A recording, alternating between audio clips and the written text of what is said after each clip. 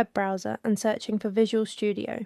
From the official Microsoft website, download the Visual Studio Community Edition, which is free and ideal for students, beginners, and professional developers. Once the download is complete, run the installer.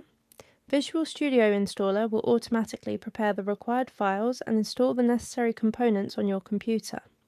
After the installation finishes, launch Visual Studio for the first time.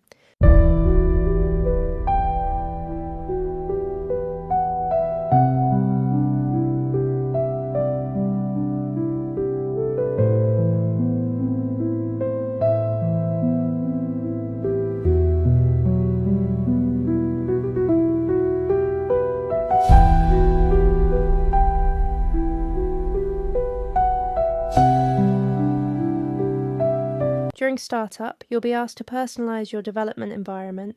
You can select your preferred development settings and choose a theme that matches your style, such as light or dark mode. Click Start Visual Studio to continue.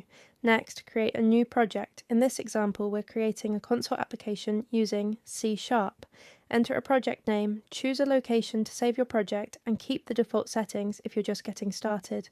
Click Next and allow Visual Studio to generate the project structure automatically. After the project is created, Visual Studio opens the main development environment. Notice that the default program already contains a simple line of code that displays Hello World on the screen. This is your first C# application. To run the program, click the green Start button located at the top of the Visual Studio window.